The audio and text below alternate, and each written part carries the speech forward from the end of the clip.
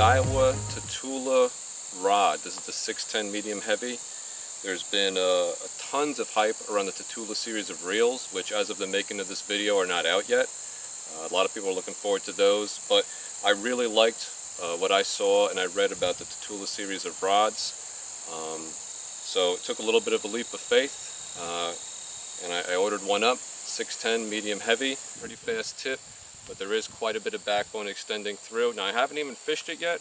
Just want to show you real quick. I'm about to go out in the water.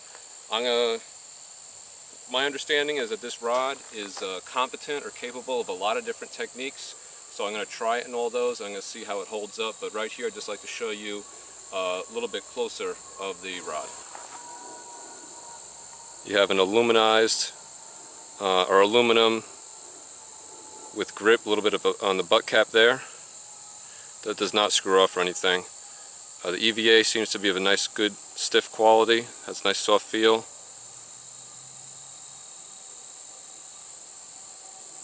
You have a custom Daiwa reel seat. This is proprietary. This is not Fuji or anything. Real interesting design here. A pretty small trigger actually. This doesn't extend very far. I've noticed that on a number of Daiwas. Less pronounced than some other manufacturers. Aluminum screw down here for the reel, and it's real easy to use. The knurling here is pretty fine, so if you're worried about this chewing your hand up, I guess it potentially could if you're always rubbing on it, but it is pretty fine. It's not too abrasive.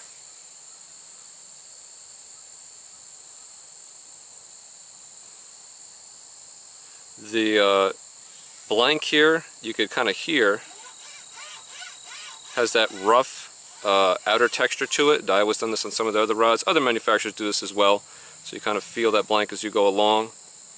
It has this Daiwa, they call it X45 graphite that's laid on a bias to allegedly give it more strength, more rigidity. Your first three, 1, 2, 3 guides are triple feet, you know, where there's 2 in back and 1 in front. Total of 9 guides, and so the remaining 6 are all a single foot. These are Fuji alkanite guides. That's a hard type of ceramic. I've used braids on alkanites for a long time, never had a problem. There's alkanite and then there's SIC, the SICs. You know, I really can't tell the difference. I've never had one go on me, so, but this uses alkanites. So, anyway guys, that's the Tatula rod. I'm going to get out in the water, try it out, and alright guys, so had a chance to fish the Tatula here. I fished it on a couple different bodies of water, and I've been throwing a lot of different baits on it, most appropriate, a couple kind of out of the realm of where it should be just to see how it handled it, but in a nutshell, it is a very good all-purpose rod. That's how they labeled it. 610, medium heavy, fast action is, you know, that and a 7-foot. Those are both kind of just great all-purpose rods. What I'd like to convey to you, being, you know, my purpose in this was to kind of tell you more beyond the medium heavy and the fast, because so many rods have that designation, and if you pick them up, they all feel a little bit different. So that's kind of what I want to impart to you here. I have to kind of give you a little background of what I'm used to, because rod feel is all about context. It's about the rods that you have and what you're used to. So just put the Tatula down for a second here, and just show you real quick. What I'm used to is falcon rods. I really like falcons, and where I'm going with this is that falcons typically have a little bit of a slower taper. So this is a Falcon Cara T7. It's a 610, medium heavy, fast action. But the bend here, where the flex is, and where the play is, and the action throughout the rod, is very different than other manufacturers' 610 medium heavy fast action. Everybody kind of has their own take on what that should be. So I'm used to this, and I mention that because if you have any experience with Falcon rods, you can kind of use that as a tool to understand where I'm coming from in rating the Daiwa. If not, I've also used Mojo Bass and Veritas, so I kind of size it up with them as well. But the thing that I really noticed about this Tatula is that I guess because I'm used to those slower actions, it feels almost like an extra fast.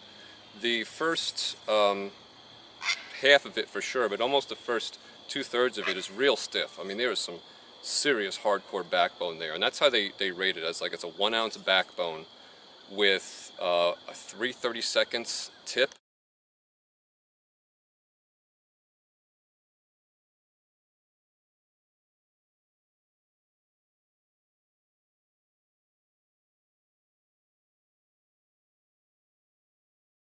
In the hand, the rod is very light. It's 3.7 ounces. It feels very kind of agile and lively in your hand.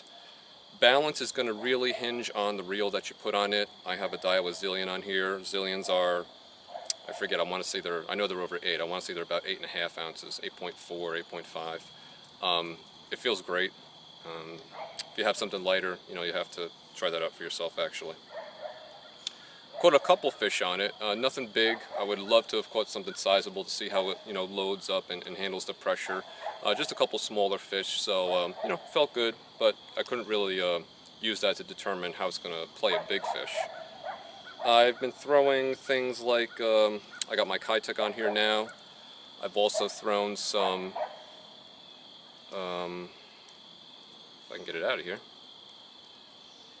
I have some lighter swim baits. This one is 8/10 of an ounce, and that works just fine on here. With regard to not weight, but type of bait, I know it's not a crankbait rod, far from it, but threw some crankbaits on it just to see how it would do, because realistically, there are going to be those people, who have 4, 5, 6, 7 rods or more, and they're going to have technique-specific rods. But an all-in-one rod should be able to do lots of things well. And so I was fishing cranks on it for a while, and you know what, guys, it will catch a fish. It's not like it's not going to work. You just have to be a little bit more careful with the extra power and the action. Weightless worms, because of that tip, transfers a lot of energy to them, so you could really flick these things out there well, weightless worms. And then even I tried some heavy things like this buzz plug. It's pretty heavy, pretty burly lure, and you really feel that. You feel that sharp, distinct area between that tip and then when the kind of the backbone or the real meat of the rod starts when you throw something heavy. And that's where I feel a little uneasy. You don't want to throw a big swim bait on this, because the transition between that tip and that backbone is, I could see it being a point of liability. You want something with a little bit more overall give, or something just heavier generally for large baits and swim baits. But it can do it. If you looking for a jack of all trades, it will work. Just on things like heavy lures, you want to be a little careful. And yeah, guys, so that's pretty much it. Good rod overall, feels good in the hand. The grip here, I guess I can mention this. I find this grip to be a little bit slim. Again, I'm used to some of the wider grips, say like on a Falcon. I know a lot of Bass Pro Shop rods also have kind of like a more meaty, wide grip right in this area. So it's a little bit of a slimmer grip, but no big deal there. And that's it. Overall, it's a really good, solid rod. If you're looking for an all-purpose rod, I think this 610 will suit you well. They also have some 7s and some others that will do the trick, as well as more technique-specific ones, medium actions, extra heavy stuff like that. But yeah, the new Tatula series is real solid. I think it's a good value. Feels like a real high-quality rod. The detail work on it, the glue or the epoxy, what they use for the guides, is real clean. There's nothing, oversprayed or anything like that. Definitely looks the part. It looks the part of a higher-end rod. It's a good-looking rod as well as a good performing rod. So, all right, guys, that's it. That's the Tatula. If you have any questions, feel free to ask. Thanks.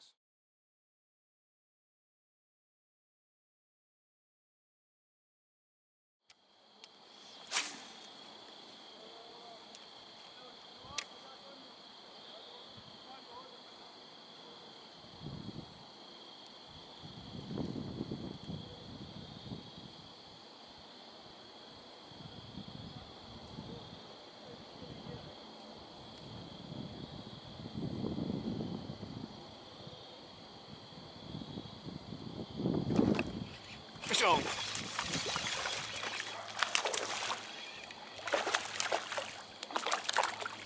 Well, little guy.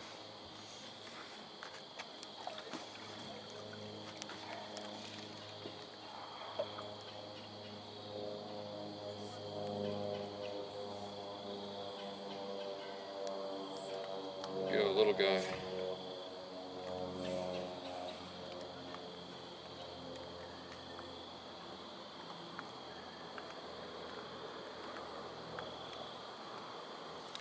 Little guy. It's a Kitech 4.8 bluegill flash. It's probably got to be my favorite lure ever. And yeah, actually, before I let this guy go, so that's it, guys. Tatula, little fish. Hope you liked it.